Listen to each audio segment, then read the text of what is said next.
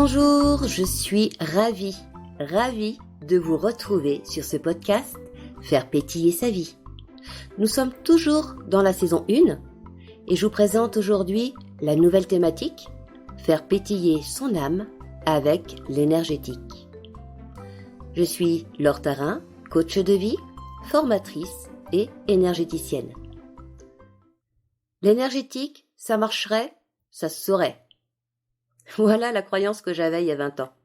Alors comment j'en suis arrivée à vous parler d'énergétique sur un podcast ? Par mon expérience, mon vécu, mes formations, mes compétences. Je vous en dis plus dans quelques instants. Mais avant tout, vous, quelles sont vos croyances, vos réticences, vos peurs en matière d'énergétique ? Je suis vraiment intéressée de les connaître afin de pouvoir vous éclairer et répondre à vos interrogations. Alors écrivez-moi à fairepétillersavie@gmail.com pour me faire part de vos réticences, croyances, peurs, et j'y répondrai dans les prochains épisodes et bonus. Et peut-être alors que de « ça marcherait, ça se saurait », vous arriverez à vous dire « et pourquoi pas ?» que vous allez emprunter le même chemin que moi. En tout cas, c'est tout ce que je vous souhaite, car mon seul regret, en ce qui concerne l'énergétique, c'est de ne pas l'avoir découvert plus tôt. Si vous aussi, vous avez besoin de comprendre, de trouver du sens, afin de pouvoir agir sur votre vie, sur votre énergie, et retrouver la confiance en vous, en vos ressentis, vous allez adorer cette thématique. Il y a 20 ans donc, je souffrais beaucoup dans mon corps, mais aussi dans ma tête. Avez-vous remarqué comment on peut faire du mal et être carrément con, entre guillemets, quand on souffre ? Que ce soit les douleurs physiques, les douleurs psychologiques, les douleurs émotionnelles, tout ça qui vont de pair. Alors oui, ça explique pourquoi on peut faire souffrir, certes, mais pour moi, ça n'excuse pas, désolé. En tant qu'adulte d'irresponsable, c'est à nous de trouver les moyens de gérer nos états d'âme sans en faire subir les conséquences à nos proches. Et je parle bien de moyens, toutes les réponses qui répondent à la question « comment ?» et non des explications qui, elles, répondent à la question « pourquoi ?» Là, on serait plus sur du mental, sur des explications, et ça, moi, j'en avais déjà plein. Alors, je souffrais depuis au moins 3 ans, sans que les docteurs ne trouvent vraiment la solution, ni la raison à ces douleurs. Elles se situaient dans le bas du ventre, plutôt à droite. Étant indépendante de nature, j'ai recherché des solutions autres, ce qu'on appelle holistiques. Donc holistique, c'est de prendre le corps tout entier, l'être humain tout entier en considération.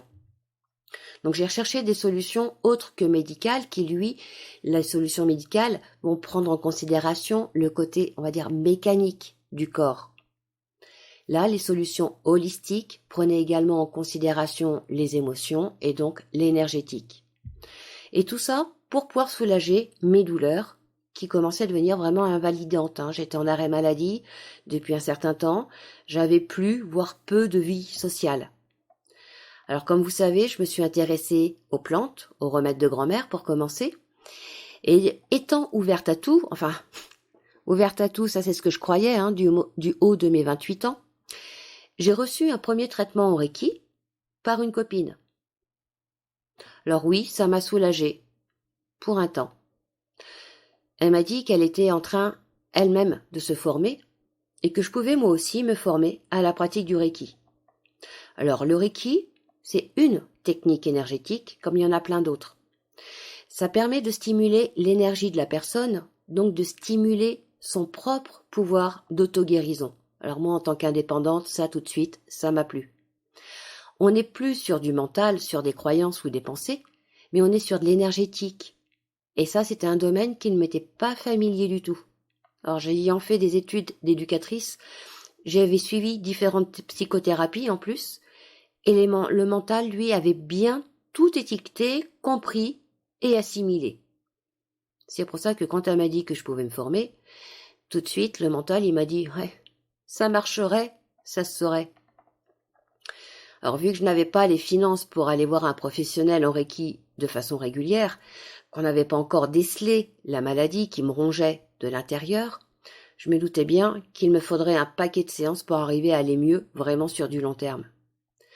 Donc je suis allée me former, mais toujours avec cette croyance, hein, et avec l'idée de démontrer que c'était du charlatanisme. Ouais, j'étais ouverte d'esprit, mais vous voyez, pas tant que ça. Hein.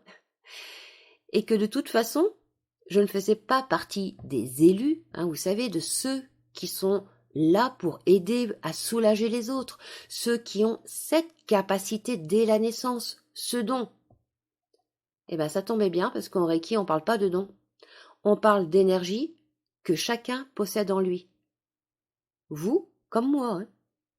Et cette énergie, il faut juste la travailler afin de la faire infuser dans notre vie de tous les jours et ensuite pouvoir la stimuler chez les autres.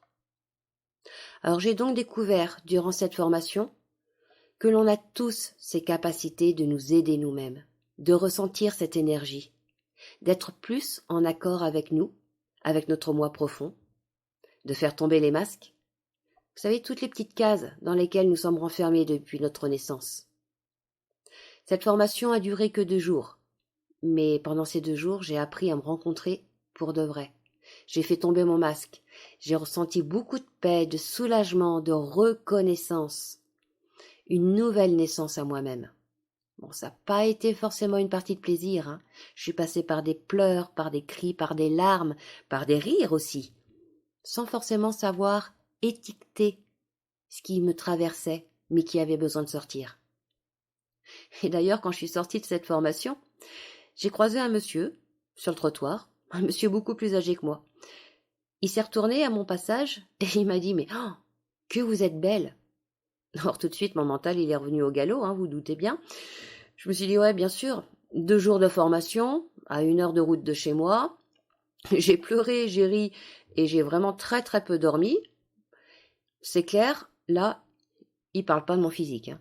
En plus, vu l'âge de ce monsieur et vu le mien à l'époque, je vous rappelle que j'avais à peine 30 ans, effectivement, il ne s'agissait pas de la séduction. Donc là, ça m'a fait tilt et je me suis dit non seulement je me sens mieux à l'intérieur de moi, je me suis enfin retrouvée, mais en plus ça se voit de l'extérieur. Alors après la formation, tout n'est pas joué pour autant. Hein.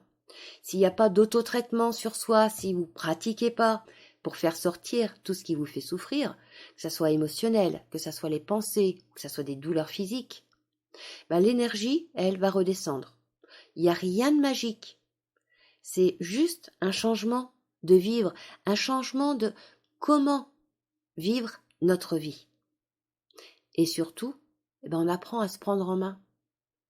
Et on apprend aussi, et ça c'était nouveau pour moi, à prendre du temps pour moi. Moi qui étais éducatrice auprès d'adultes porteurs d'handicaps mentaux, j'étais pas vraiment ma priorité. Hein. Il y avait des personnes qui avaient plus besoin de mon temps que moi. Eh ben non, en fait. J'ai appris qu'on ne peut donner que ce qu'on a. Et si vous ne vous consacrez pas un minimum de temps pour alléger vos souffrances, vos douleurs ou vos croyances, ne vous en déplaise, vous n'aidez pas au mieux la personne qui en a besoin. Mais on y reviendra, on y reviendra. Donc j'ai continué à pratiquer sur moi, à me former également, car la pratique du Reiki s'acquiert avec la pratique, effectivement, personnel, mais ça prend également par degrés, parce qu'on va apprendre à travailler sur le côté physique, sur le côté émotionnel, puis après sur le côté spirituel, ce qui donne du sens à la vie. En parallèle, j'ai continué également mes rendez-vous chez les docteurs, hein, les examens, les spécialistes. Et le verdict est tombé. J'étais atteinte d'une endométriose stade 4. L'endométriose n'était pas vraiment reconnue et très très peu connue pour les seuls gynécologues qui connaissaient son existence il y a de ça 20 ans. Et là, stade 4, donc depuis le temps que je souffrais et que j'ai consulté, que pendant tout ce temps on me disait que c'était dans ma tête, que c'était normal, hein, en même temps de souffrir quand on est femme et quand on va avoir ses règles et qu'on est jeune, qu'on n'a pas eu d'enfant, que sans doute c'était parce que j'étais trop anxieuse, etc., etc., etc. Là, on m'annonçait, à 28 ans, que je ne pourrais sans doute pas avoir d'enfant et que l'endométriose avait formé une poche autour de mon intestin, que j'avais beaucoup de chance que cette poche de sang n'avait pas explosé dans mon ventre. mais que j'aurais sans doute par contre besoin d'une ablation de la vessie, donc de vivre avec une poche en plastique. Mais que, pas d'inquiétude, hein, ma vie n'était pas en jeu. Or j'ai pu encaisser tout ça. Je me suis fait des autotraitements Reiki. Bon, j'ai beaucoup pleuré, j'ai beaucoup lâché de choses. Et tout ça, ça m'a permis de prendre du recul, de calmer mes émotions. Ça m'a aussi permis de prendre des décisions. J'ai enfin osé tenir tête à la médecine en quelque sorte. Parce que j'ai compris que ce que je ressentais dans mon corps ne provenait pas de mon anxiété ou que de mes émotions, et que je pouvais faire confiance à mon corps, à mon ressenti. Donc du coup, j'ai pu plutôt m'affirmer au lieu de me laisser définir par des gens qui ne me connaissaient pas, qui travaillent très bien, qui ont beaucoup de compétences dans la matière de la médecine. Chapeau bas, messieurs, dames. Mais mon corps, c'est moi qui le connais. Plus que vous. Alors oui, j'ai subi plusieurs opérations. J'ai refusé également l'ablation de la vessie.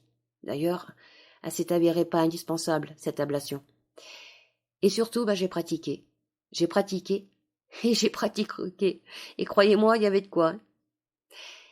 Et le résultat de tout ça, le résultat, c'est que les spécialistes et les docteurs qui continuent de me suivre depuis 20 ans, il faut que je sois suivie et que j'ai des médicaments adéquats. Ces docteurs qui ne connaissent toujours pas ce qu'est l'énergétique, mais à chaque fois, je leur en parle quand même. Ils sont pas forcément réticents, mais ils ont toujours la même réponse. Je ne sais pas ce que c'est, mais continuez. Votre corps va mieux et vous avez moins d'effets secondaires que la plupart de mes patientes. Ou encore, là, la dernière fois, ma gynéco m'a juste dit « Continuez, vous vivez mieux votre maladie et l'handicap qui est en lien, donc, vous la vivez mieux que des femmes qui ont moins d'endométriose que vous. » Que demander de plus? Voilà comment je suis arrivée de « Si ça marchait, ça se saurait » à « Pourquoi pas ?» De la pratique Reiki, j'ai alors continué mon « pourquoi pas » qui est devenu le fil conducteur de ma vie, et ça en tous les domaines. Je me suis informée, le mental a encore besoin de comprendre avant d'agir. Puis j'ai testé et enfin je me suis formée à la pratique chamanique. Ça fait à peu près 12 ans maintenant que je pratique le chamanisme avant tout pour moi. Et ça fait que 2-3 ans que je propose effectivement en séance au cabinet. Et là aussi, j'ai plein d'anecdotes, croyez-moi, d'histoires à vous partager. Mais j'y reviendrai dans l'épisode qui traitera des différentes techniques énergétiques. D'ailleurs, j'y parlerai également de géobiologie, de radiesthésie, de pendules, de baguettes. Bref, de mes expériences, de celles que j'ai approfondies, et aussi de celles que j'ai laissées de côté, au moins pour le moment. Mais mettons tout de suite les choses au clair. Je vous parle énergétique. Alors oui, il y a des charlatans dans la pratique énergétique.